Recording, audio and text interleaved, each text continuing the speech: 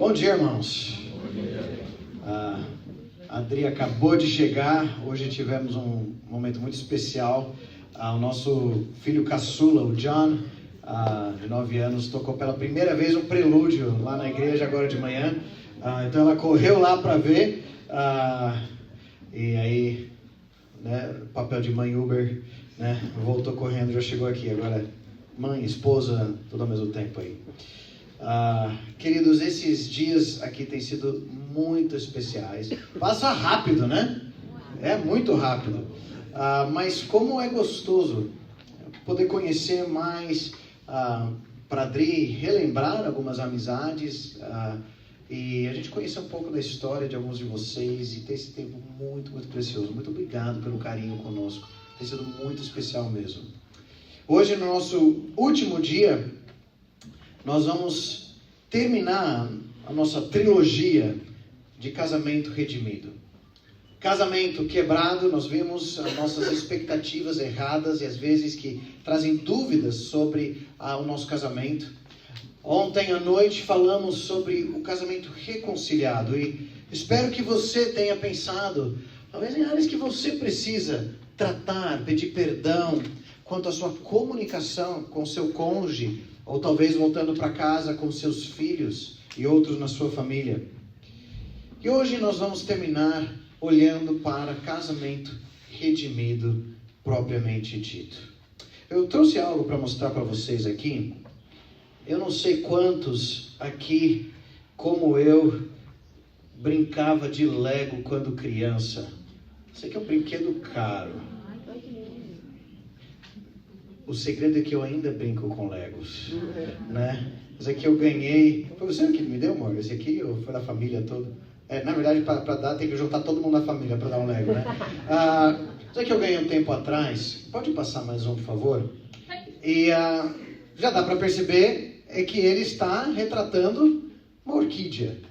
A gente gosta muito de orquídea lá em casa, porque a gente não sabe nada de jardinagem e por algum mistério, a única planta que não morre dentro da nossa casa é a orquídea, né? Ela meio que vive sozinho lá. Ok? Pode passar mais um.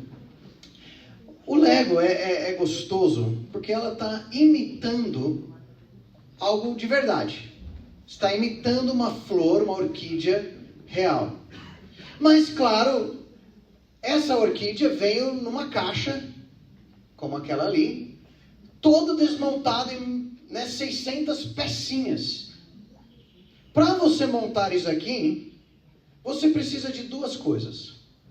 Você precisa ver a imagem na caixa para você ter uma ideia o que é para ser. Vou colocar aqui em cima do piano, sem riscar.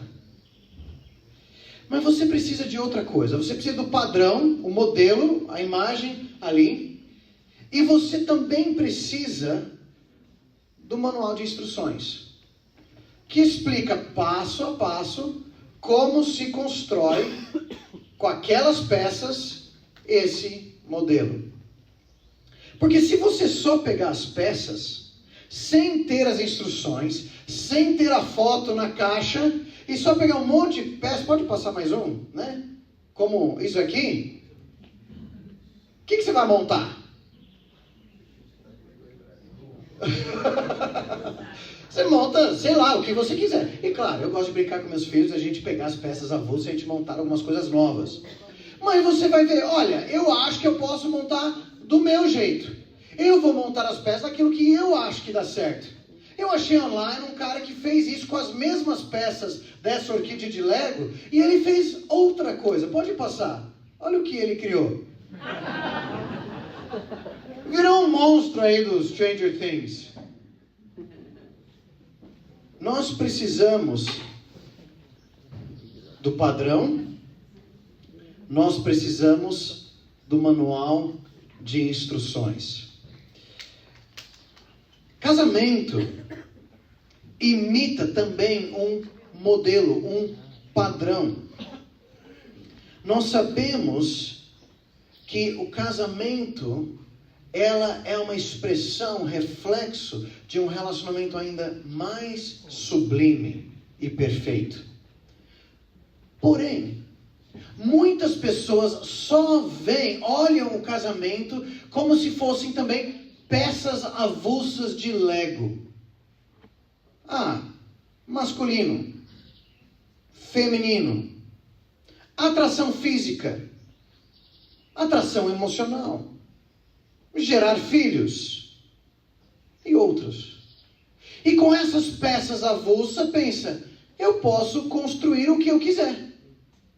Eu posso montar ou desmontar do jeito que eu quiser, como se fosse Lego. Se, hoje em dia, vamos experimentar fazer casamento com 2 homens, ou 2 mulheres, ou com vários parceiros. Ou, que tal, a gente não precisa nem ter uma aliança, vamos fazer só um combinado, enquanto tá legal para nós. E começa a montar e desmontar, e sempre fica torto. E o casamento, usando as peças criadas por Deus, acaba virando um monstro. Que não cumpre a perfeição da vontade que Deus tem. Não é isso que Deus tem para nós.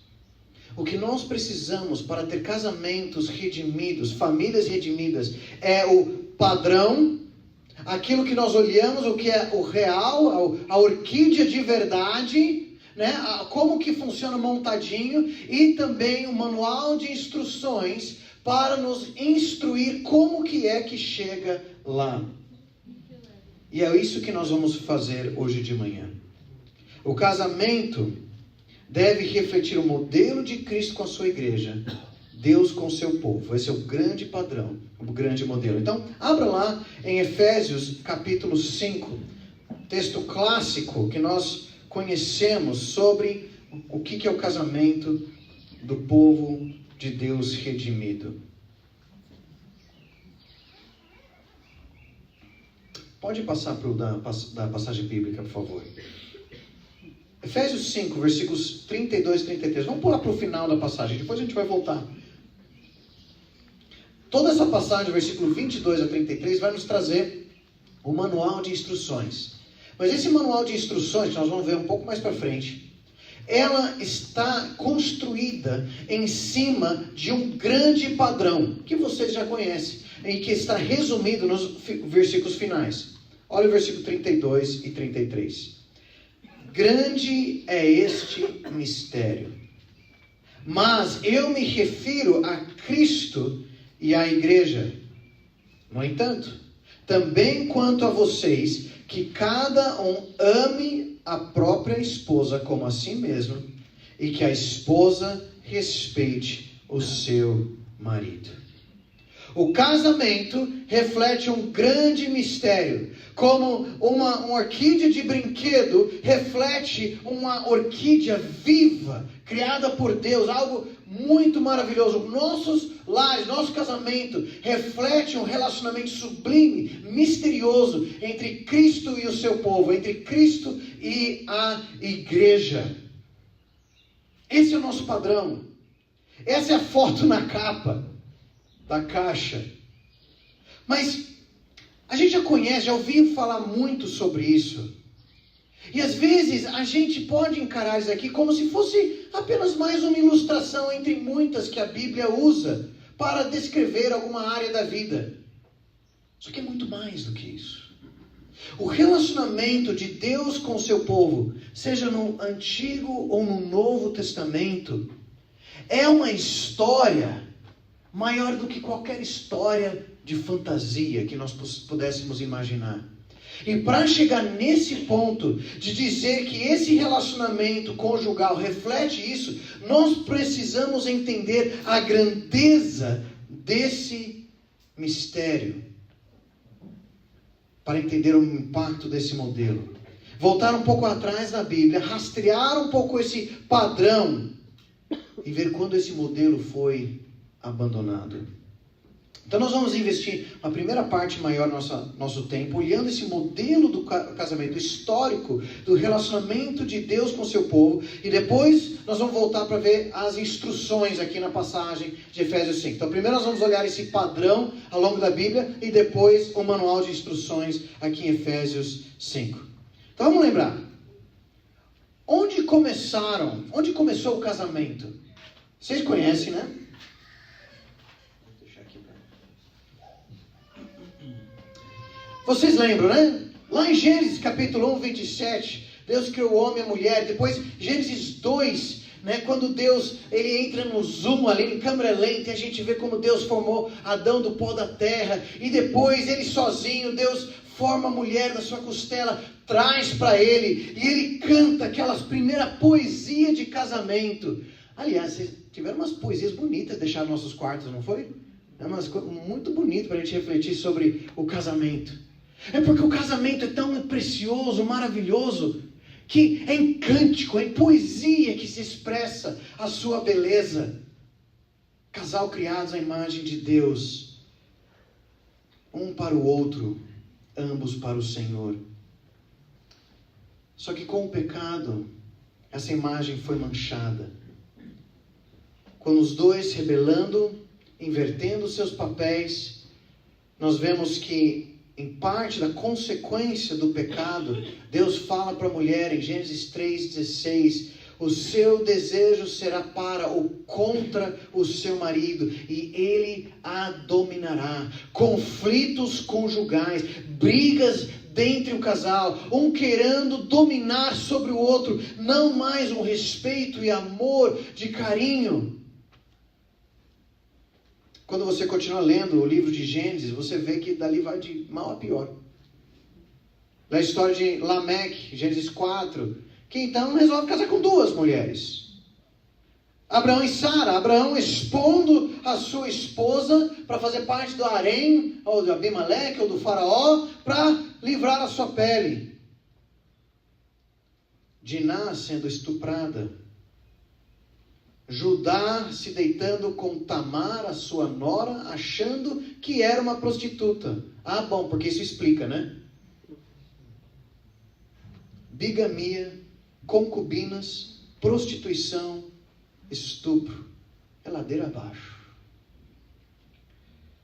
Só que mais para frente, no plano de Deus da redenção, através dos descendentes de Abraão, Deus cria um novo povo, um povo especial, Israel. Forma uma aliança com Israel. E olha como era essa aliança. É uma aliança de fidelidade, de exclusividade. Eu serei o seu Deus, vocês serão meu povo. Era uma aliança de provisão, bênçãos e sustento. E era uma aliança de morada com ele. Deus habitando no meio do seu povo, ali no tabernáculo, depois do templo, na terra prometida.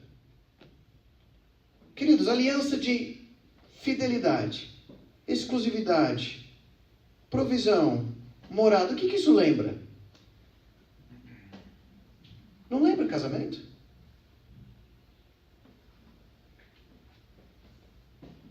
Não é à toa que no Antigo Testamento, Deus usa o casamento para ilustrar várias e várias vezes o seu relacionamento com Israel. Só que geralmente é de uma forma negativa. Deus mostrando o que Ele fez em favor do seu povo para serem dele, essa aliança especial, e como Israel foi infiel. Eu queria mostrar um desses exemplos para vocês. Volta na sua Bíblia para Ezequiel capítulo 16. Ezequiel 16.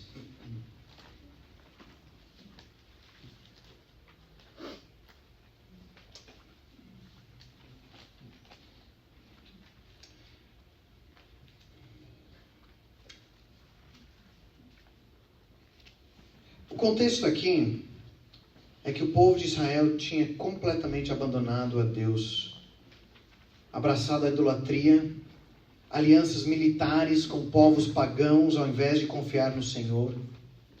Nós não vamos ler o todo aqui, só algumas partes, mas só para você pegar a ideia, o que vai ser descrito aqui? Deus vai lamentar o seu povo que agora ele está disciplinando, e Deus está explicando por quê. E ele conta uma história, e é como se fosse talvez a Cinderela má. Tá? Eu falei da Cinderela ontem.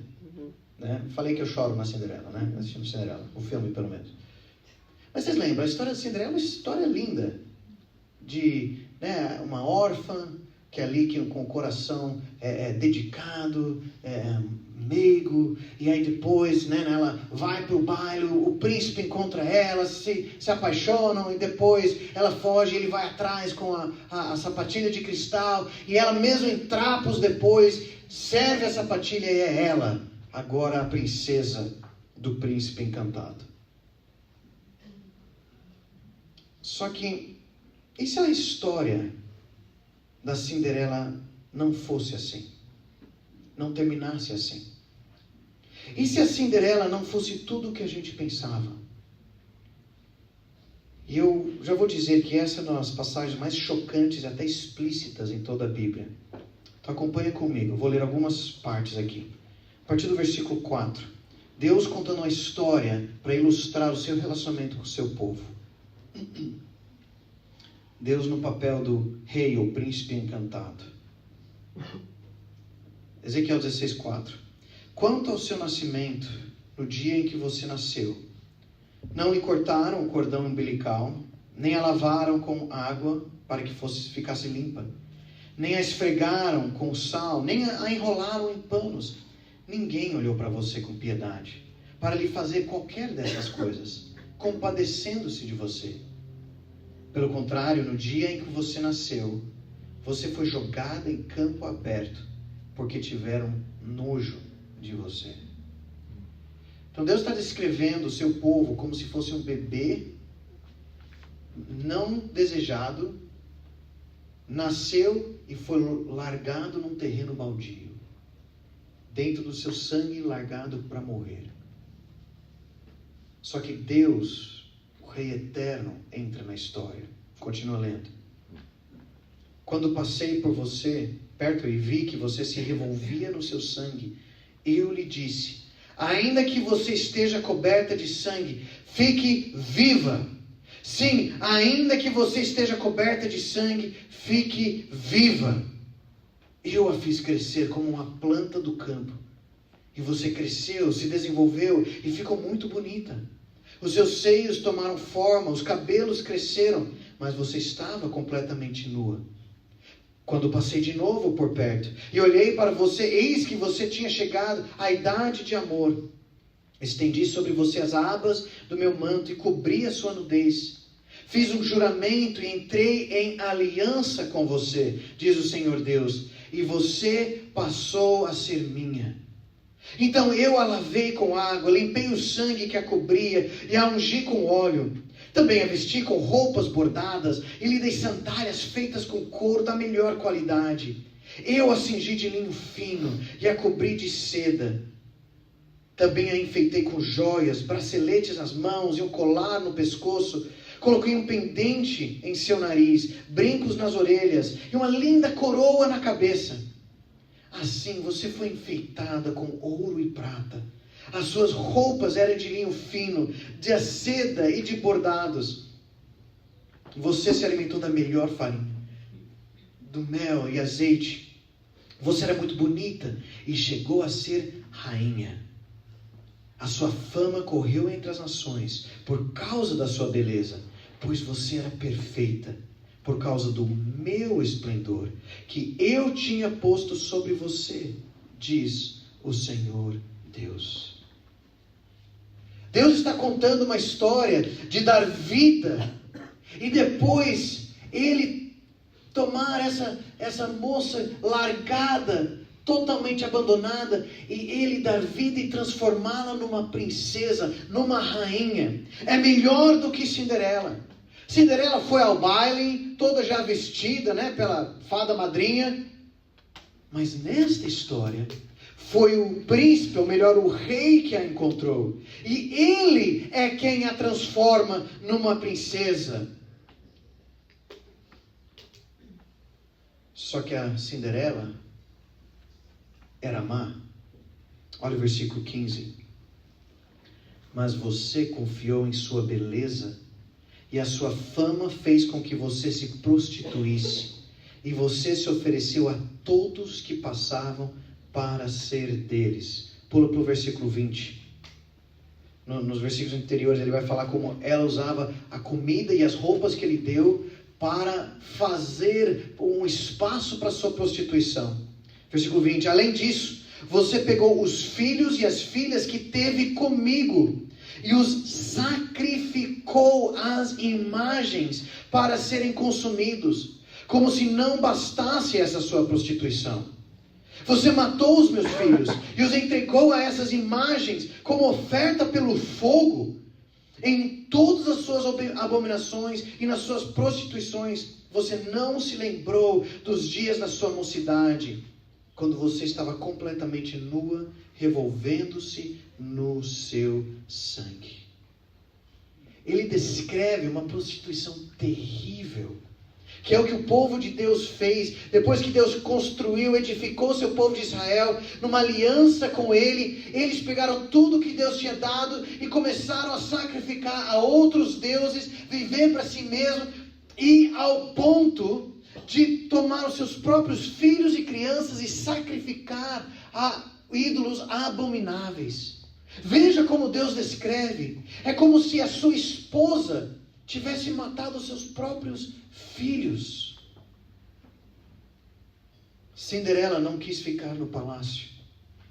Embora o rei fosse um marido perfeito, príncipe encantado, ela é insatisfeita. Ela sai à procura de amantes para se prostituir.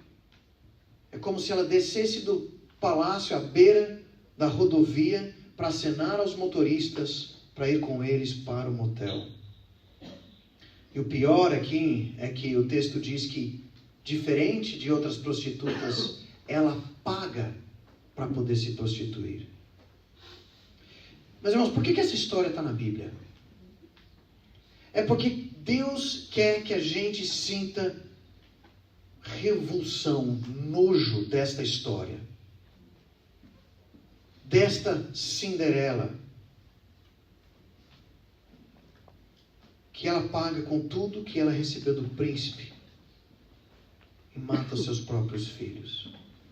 Deus explica o motivo do castigo sobre o seu povo. Versículo 43. Visto que você não se lembrou dos dias da sua mocidade e me provocou a ira com todas essas coisas, eis que também eu farei recair sobre a sua cabeça o castigo que os seus atos merecem, diz o Senhor Deus. Não é fato que a todas as suas outras abominações você acrescentou esta depravação?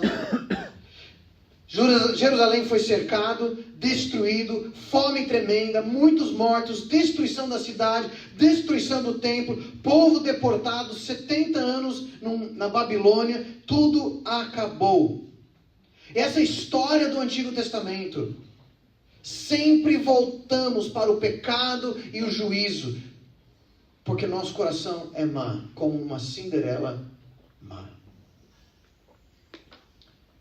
Queridos, percebe então, Deus está usando um casamento para mostrar como deveria ter sido o seu relacionamento com o seu povo de aliança, mas como foi quebrado. Isso é repetido em vários lugares, até em Oséias especialmente, isso é mostrado de uma forma bem clara. Mas Deus sabe o que é se sentir traído num casamento. Deus conhece o que é ter uma aliança quebrada. E tudo que isso comove e mexe e destrói. Deus mostra a perversidade aos pecados, mas a história não termina ali. Vamos terminar olhando o final do capítulo, versículos 59 a 63. Olha o que Deus promete que Ele vai fazer. Porque, a partir do versículo 59, porque assim diz o Senhor Deus, eu farei com você o mesmo que você fez, pois você desprezou o juramento e quebrou a aliança. Mas eu me lembrarei da aliança que fiz com você nos dias da sua mocidade, e com você estabelecerei uma aliança eterna. Deus falando, eu vou ser fiel a essa aliança de casamento, e ainda estabelecerei, como se fosse uma renovação de votos quase, uma aliança eterna. Versículo 61, então Você se lembrará dos seus caminhos e ficará envergonhada quando receber as suas irmãs, tanto as mais velhas como as mais novas. Eu as darei a você por filhas, mas não pela sua aliança. Estabelecerei a minha aliança com você, e você saberá que eu sou o Senhor, para que você se lembre e fique envergonhada, e nunca mais abra sua boca por causa da sua humilhação. Quando eu lhe houver perdoado, ou literalmente propiciado, tudo o que você fez, diz o Senhor Deus. Deus será fiel enquanto a sua esposa foi infiel. Deus vai restaurar, Deus vai purificar, Deus vai propiciar, vai tomar sobre si e pagar o preço do pecado desta infidelidade. É a intervenção de Deus para a redenção de Israel, pelo seu grande amor leal. Você lembra lá em Oséias 2, onde essa mesma história é ilustrada de outra forma? E que tem aquele versículo, talvez você até usou no seu casamento. Eu me casarei com você para sempre. Eu me casarei com você em fidelidade. Você lembra desse versículo? É usado em vários casamentos. Mas o contexto ali é de Deus falando para Israel, adúltera, que vai recebê-la de volta e vai estabelecer uma nova aliança eterna. Judá voltou do exílio, reconstruíram o templo de Jerusalém, mas ainda aguardavam a restauração completa. E aí veio Jesus, continuando essa grande história desse relacionamento. E na cruz do Calvário ele fez propiciação dos pecados, e aí não só dos judeus, mas também os nossos. Queridos, quando chegamos em Efésios, você pode voltar lá. Efésios continua essa grande história. Nós fomos incluídos. Cristo inaugurou uma nova aliança em seu sangue para formar um novo povo. A inimizade entre nós e Deus foi solucionada e agora permeia todos os nossos relacionamentos. No capítulo 4, Efésios nos chama para viver de maneira digna disso, revestidos da natureza de Cristo. Capítulo 5, versículo 21, ele fala então, sujeitando-vos uns aos outros, como resultados de sermos cheios do Espírito de Deus. Todos os papéis agora, marido, esposa, pais, filhos, envolve alguma forma de nos submetermos, de servirmos uns aos outros, conforme nos submetemos a Cristo. O príncipe pagou o preço por Cinderela. E agora há uma grande mudança. Porque agora um novo povo, um novo relacionamento, uma nova aliança, aberto para todos, judeus e gentios que creem em Cristo. Como que é? Agora não é Deus usando o casamento humano para apontar para o casamento dele com o seu povo. Ele vai inverter e ele vai falar do seu casamento com o seu povo, agora a igreja, para mostrar como deve ser o casamento humano, porque nessa história de um relacionamento redimido entre Deus e seu povo, ele usa como grande modelo misterioso que nós devemos viver em nossos casamentos. Não é apenas mais uma ilustração, é uma grande história do que Deus fez a uma raça humana, ao povo de Israel, que foi infiel, mas Deus é fiel à sua aliança.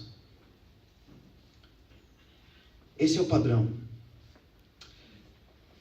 O relacionamento de Cristo com a igreja é o padrão do amor e respeito no casamento.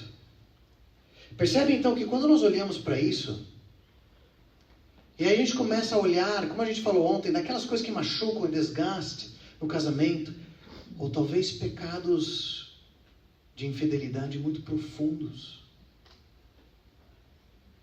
Esse padrão do verdadeiro relacionamento entre Cristo e seu povo, Cristo e a igreja, é o que motiva, é o que sustenta para um casamento transformado e que pela graça de Deus pode sobreviver e ser resgatado do inferno, do pecado.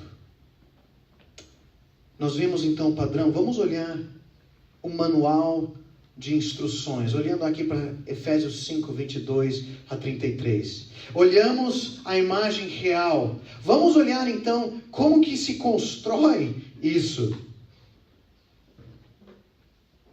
Qual é o relacionamento de Cristo na igreja? Esse grande mistério. Como que a igreja pode estar unida com Cristo? É o modelo de um marido perfeito, Deus, como a Cinderela resgatada, mas ainda não perfeita. Queridos, ao olhar isso, então a gente tem que lembrar o seguinte: a intimidade do casamento não é o auge da experiência humana. A sexualidade não é o auge da experiência humana. É apenas um reflexo de um relacionamento ainda maior. E se você é casado, como nós aqui somos, então entenda que a seriedade como o seu casamento, ela mostra, ela aponta uma realidade maior que o mundo precisa conhecer. Então vamos ver então como que é isso. Aqui ele vai começar falando das esposas, depois dos maridos. Vai mostrar princípios e depois algumas comparações desse relacionamento com Cristo e a igreja. Olha os versículos 22 a 24. Esposas, que cada uma de vocês se sujeite a seu próprio marido, como ao Senhor. Porque o marido é o cabeça da esposa, como também Cristo é o cabeça da igreja, sendo ele próprio o salvador do corpo. Como, porém, a igreja está sujeita a Cristo, assim também a esposa se sujeite em tudo ao seu próprio marido. Esposas, sejam submissas aos maridos, como a igreja é submissa a Cristo. Qual o princípio aqui? As esposas submissas ao marido como ao Senhor. E a primeira comparação aqui é que o marido é o cabeça da esposa, como Cristo é o cabeça da igreja. E qual o papel? O que Jesus fez como cabeça da igreja? Cristo é o salvador do corpo. Cristo é o cabeça da igreja, Ele é o líder, Ele deu sua vida para nos resgatar, Ele é o nosso rei, Ele é o nosso Senhor, a quem nós obedecemos através da sua palavra. Cristo deu sua vida por nós, sofreu a morte que nós merecíamos, humildemente para nos resgatar. Agora tem uma segunda comparação, no versículo 24. Como a igreja é sujeita a Cristo, então a esposa deve estar sujeita ao marido. Algo que já é blasfêmia dizer em nossos dias. Que alguém deve ser sujeito a outros, conforme a religião da nossa sociedade. Mas a igreja está sujeita a Cristo. A gente tem alguma dificuldade com isso? Em tese, não. Como não querer ser guiado por esse bom pastor tão amoroso, que deu sua vida por nós? Mas na prática, sim. É complicado. Nós lutamos todos os dias em seguir a Cristo, amá-lo e obedecer a sua palavra. Todos os dias nós estamos puxando, querendo fazer as nossas vontades e não a do Senhor Jesus. Qual a implicação aqui? A implicação é que é de benefício da segurança para a esposa. Esposas que abandonam a submissão ao marido para buscar realizações independentes se abrem para todo tipo de tentação. Esse foi o exemplo, infelizmente, de Eva lá no Jardim do Éden. Ao negociar ali com a serpente, a despeito de Adão, que também estava ali, quietão, passivo, não se envolvendo, deixando ela tomar a frente, e ela tomando a frente, então ela foi enganada, e ela entrou no desastre. E aí Adão tomou a decisão e nos levou tudo junto. A gente vê, infelizmente, hoje em dia, muitas esposas que estão insatisfeitas com o seu marido, o seu lar, e parece que precisa abanar alguma ansiedade externa. E queridos, há um perigo. Às vezes, pode ser na academia. Nós já ouvimos acompanhamos histórias terríveis de mulheres crentes que, num relacionamento de academia, ou talvez no serviço, ou que começa a viver mais uma independência ali, aquele flerte, aquele relacionamento, aquilo que satisfaz o que eu não tenho em casa, e se entregam para alguém mais relevante ou interessante que o marido. Isso não quer dizer que a mulher não pode ir na academia ou no serviço, mas há um cuidado, se o seu coração está debaixo do cuidado do seu marido para a sua própria segurança. Eu sei que o seu marido ainda falta muito para ser parecido com Jesus. Ore por ele. Espere o agir do Espírito Santo na vida dele. Mas você deveria se submeter a ele como você se submete a Jesus. E ele diz, em tudo. Ele é o seu líder que Deus colocou para te guiar nessa vida de casamento. Claro, isso não significa não para pecar, se ele pede coisas para você que vão contra a natureza, contra a palavra de Deus, não sob abuso. E se você precisa de ajuda, ele não pode te proibir de pedir ajuda de autoridades que também estão sobre ele, como pastor, ou em casos extremos até das autoridades civis. Você precisa pedir ajuda. Mas como na prática? Algumas dicas. O texto fala no versículo 33 de palavras de respeito. Irmãs, cuidado para não dar bronca de mãe no seu marido. Às vezes a palavra entre o casal, e às vezes como dona de casa, cuidando dos filhos e correndo para lá, e às vezes nós maridos a gente faz umas criancices mesmo.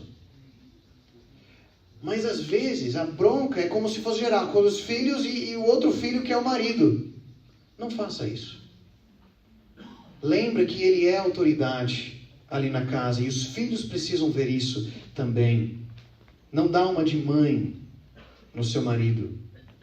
Leve a ele decisões finais.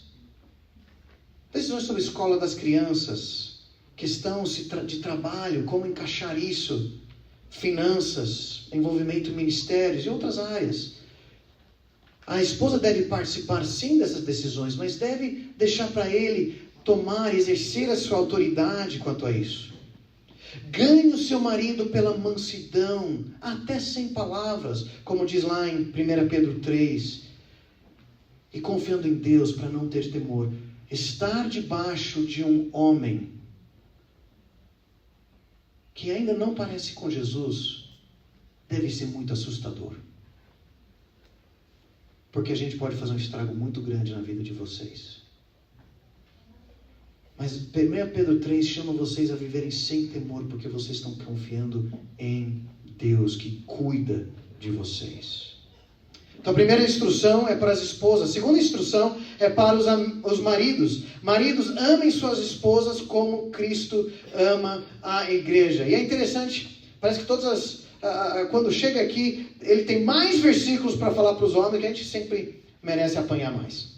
Versículos 25 a 27, acompanha na sua Bíblia. Maridos, que cada um de vocês ame a sua esposa, como também Cristo amou a igreja e se entregou por ela, para que a santificasse, tendo-a purificado por meio da lavagem de água pela palavra, para a apresentar a si mesmo como igreja gloriosa, sem mancha, nem ruga, nem coisa semelhante, porém santa e sem defeito.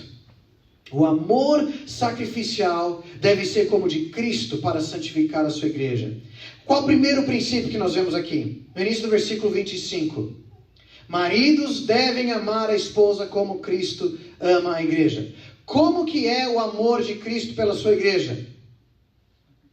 O amor de Cristo é marcado pela sua entrega pela igreja. Primeiro propósito, olha ainda nos versículos, para a santificar, tendo purificado-a pela lavagem da palavra. Segundo propósito, para apresentar, versículo 27, a igreja a si mesmo gloriosa e perfeita. Ou seja, Cristo está agindo na sua igreja constantemente, preparando-a para si mesmo, lavando-a, santificando através da palavra de Deus. Ou seja, a gente podia pensar que a igreja é como se estivesse no dia de noiva. Irmãos, como foi a sua dia de noiva? Né? Nós maridos, né, no dia do nosso casamento, meia hora antes, a gente começa a arrumar, prontinho. A gente já praticamente nasce pronto, né? Mas para vocês foi assim, 3 da manhã, vocês estão acordados, lá já, né, no salão de beleza, e vai para cá, vai para lá, e aqui, e ali. Mas olha que interessante. O que Cristo está fazendo é nos preparando como igreja para o dia das bodas do Cordeiro. E olha, já são 2000 anos nessa história, hein? Custa caro? É um processo nos preparar. E Ele faz através da palavra, nos deixando mais lindas como igreja, para apresentar a Ele no dia da sua volta. Meus irmãos, maridos, amar a sua esposa como Cristo ama a igreja, é que todo dia com você deve ser um dia de noiva para sua esposa. Não com todos aqueles gastos, tá? Mas complicado, né? Mas o custo de que a sua vida é deixar a sua esposa cada dia mais bela. Em primeiro, no seu caráter, conforme você pastoreia a sua esposa na palavra de Deus, lidando com seus temores e ansiedades, ajudando-a a conduzir o seu lar em Cristo. E também, sim, cuidando da sua saúde física, sua beleza física também, mostrando formas de mostrar esse carinho. Queridos, Deus confiou uma filha dele aos seus cuidados, como auxílio essencial ao chamado que Deus tem para vocês. E como o seu primeiro ministério para você cultivar a sua esposa, guardar, proteger a sua esposa. Há grande prazer e satisfação no casamento, mas o alvo seu deve ser satisfazer a ela, emocionalmente, sexualmente, espiritualmente. Na nossa intimidade, nós não entramos só para já satisfazer o meu prazer e pronto, vira do lado, vai dormir, ou vai fazer outra coisa, ou mexer no celular. Mas curtir um tempo juntos, está mostrando, preocupado se ela está também tendo o mesmo prazer que você está. Voltar-se para ela, o carinho dela. Conhecer as suas lutas, conhecer seus anseios. Queridos, eu não sei para você, mas para mim, um desafio prático disso é quando eu estou voltando para casa depois do trabalho. Eu passo o dia lá na igreja, muitas decisões, aconselhamentos, tudo. Às vezes eu volto para casa, a cabeça latejando de pensamentos e estou tentando processar o meu dia. E aí pensar, quando chegar em casa, o que a gente quer? Né? Eu quero tomar um banho, eu quero talvez sentar no sofá, assistir alguma coisa, eu não quero que ninguém me perturbe. Eu estou cansado, eu já dei o meu trabalho do dia. Só que é nessa hora que nós estamos chegando no nosso primeiro ministério. É nessa hora que nós estamos chegando, eu vou dizer, às vezes eu não tenho forças não. Às vezes eu já estou esgotado. Mas é nessa hora, esse caminho para casa, é o momento de você falar com Jesus, o marido perfeito. Falou, Senhor, me dá forças. Eu não sinto que eu não tenho mais nada para dar, mas eu preciso dar agora. Eu preciso dar atenção para minha esposa, para meus filhos. Chega em casa, e é claro, cada um tem a sua rotina, mas separe um tempo só para vocês dois. Meu pai chama isso de tempo de sofá. Separa um tempo, sentar os dois, fecha a porta, se eu no quarto, né? Fecha a porta, as crianças ficam lá de fora. Oi, bem, bom ver vocês. Já eu converso com vocês. Deixa eu dar uma atenção para sua mãe. Saiba como foi o dia dela. Saiba como foi a luta dela. Compartilhe o seu dia para ela participar do seu dia. Ouça como foi. Dá atenção. Mas prepare-se. Não corra para as telas. Queridos, isso está roubando o nosso tempo de casamento, de família. Para a gente se desestressar. Quando vocês vão dormir, durmam no mesmo horário. Deitam juntos, para ter esse tempo de interação, não só de intimidade, mas de estar junto, orar juntos antes de dormir. E pronto, vocês estão convivendo juntos no carinho, no cuidado uns com os outros. Seja o líder espiritual do seu lar. Ore, guia no crescimento da palavra, guia seus filhos. Pergunta, meus irmãos, a alma da sua esposa está ficando mais bela com o passar dos anos? Ela está brilhando mais a vida de Cristo? Uma esposa triste é vergonha para o seu marido. O que ela precisa? O que ela valoriza? Um tempo atrás, eu queria falar, não, eu preciso dar mais atenção lá em casa, eu preciso ajudar a Adri melhor com as coisas lá de casa. E eu fiquei pensando, como que eu posso fazer isso? E aí cheguei lá e eu pensei, eu já sei, eu preciso dar um trato no quintal. O quintal tá meio abandonado, eu vou lá, eu vou cuidar, deixar todo o quintal bonito para ela. E eu me preparei tudo, então vou pegar as ferramentas, só faltou eu fazer uma coisa. Perguntar para ela o que ela queria. E olha, como que eu posso te ajudar mais e tal? Finalmente caiu a ficha, eu perguntei. E ela não falou do quintal. Ela falou, sabe uma coisa? Ela faz educação domiciliar com nossos filhos. Olha, tem um monte de coisas aqui, trabalhos deles em inglês. Está acumulando, eu não consigo dar nota. Você não pode corrigir para mim? Ah, é isso que você quer? Ah, tá bom. E isso é o que fez ela feliz. Nem era o que eu estava almejando. Eu achava que eu sabia o que ela queria. A gente precisa perguntar. Amor é sacrifício. Amor é dar, não tomar. É morrer para suas preferências todos os dias. Para ver a sua esposa cada vez mais linda por dentro e por fora. Servi-la em primeiro lugar por toda a vida.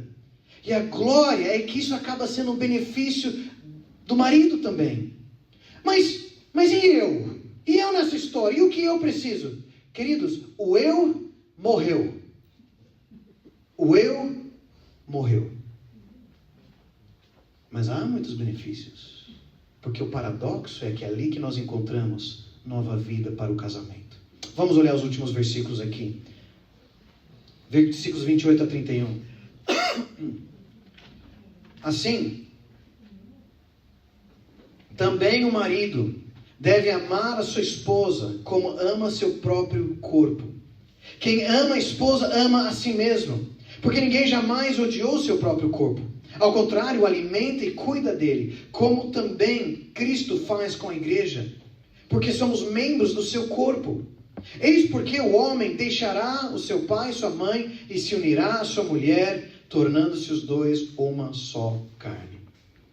Aqui está o segundo princípio para o marido. O marido deve amar a esposa como ama o próprio corpo. E ele explica no versículo 28. Quem ama a esposa, ama a si mesmo. E ele vai comparando. Gente, ninguém odiou o próprio corpo, mas cuida dela. Então pense comigo. Você dedica tempo cuidando do seu próprio corpo? Assim, já dá para ver daqui que uns mais, outros menos. Né? Mas, sei lá, barba, cabelo, né? Bigode, academia, comidas gostosas, né? Roupas confortáveis. Quando você investe, até nos seus hobbies, né? Naquilo que você gosta, quando você investe tempo, dinheiro e esforço em você, você vê isso como sacrifício? Claro que não, né? É para mim. Esse é o ponto. Ao investir tempo, dinheiro, esforço na sua esposa, não é um sacrifício porque é para você. Pois vocês são um só corpo. Esse é o ponto. É o que Cristo fez, cuidando de nós como membros do seu corpo. Ele cuida, alimenta da igreja, dá provisão, proteção, preparando para ele. E aí no versículo 31 ele nos relembra lá de Gênesis, com a base do Velho Testamento, que os dois se tornarão uma só carne no casamento. Queridos, mas na prática nós não vemos nossa esposa como se fosse um só corpo. A gente ainda foca muito mais em nossos próprios corpos individuais. Eu, ela, meu, dela. E a gente separa tempo, hobbies. Muitos casais têm contas bancárias separadas. Às vezes já ouvi de casais que nem sabem quanto o cônjuge ganha. Porque o dinheiro é meu, não, eu pago tantas essas contas, você paga essas contas e assim vai. Vai tocando o resto. Não é uma coisa só, como um lar. Filhos, fala lá com o seu filho, né? Que ele está atrasado outra vez. Celulares. Minhas contas, minhas senhas, meus contatos dela. Queridos, eu e a Adri, a gente tem acesso. Eu coloquei o meu acesso no minha digital, no dela, o dela no meu. Ela às vezes manda o WhatsApp do meu, eu posso mandar do dela. Quando alguma irmã da igreja entra em contato comigo, eu quero que ela veja, para que ela saiba com quem eu estou conversando.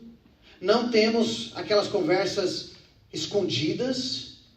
Tem que ser aberto. Isso é proteção para nós. Queridos, quando você briga com sua esposa, você está dando um soco no seu próprio rosto. Quando a humilhamos, estamos nos envergonhando publicamente. Nós maridos temos a tendência de esconder problemas no casamento ao invés de pedir ajuda. E é para a nossa própria vergonha. E aí, queridos, chegamos nos versículos que nós já lemos da conclusão. O mistério da união de Cristo e a igreja é a base do relacionamento conjugal. Versículos 32 e 33. O que Cristo fez por nós é a base de como devemos tratar o nosso cônjuge. Porque o relacionamento de Cristo com a igreja é o padrão do amor e respeito no casamento. Queridos, a Cinderela bíblica, por assim dizer, é uma história de redenção de Cristo com o seu povo. E essa história continua e vai chegar no seu clímax em Apocalipse, quando o noivo virá buscar a noiva para as bodas do Cordeiro. A mesma graça derramada para resgatar a Cinderela má é a graça que está disponível para resgatar os nossos relacionamentos, derrubar as paredes de inimizade, trazer um amor e respeito para dentro dos nossos lares. Meus irmãos e irmãs, ao terminar hoje, quanto mais você conhece o Evangelho e viver de maneira digna do Evangelho, sendo transformado por Cristo, mais os seus casamentos se tornarão cristocêntricos. Mais eu vou entender o que é o amor sacrificial, que diz não para mim mesmo, e sim para Deus, sim para minha esposa, meu marido. Mais eu vou entender o que é submissão respeitosa e tranquila, em que seremos um para o outro, ambos para Deus, tendo o padrão de Cristo com sua igreja, tendo o manual de instruções da sua palavra, para termos casamentos redimidos por Jesus. Vamos orar.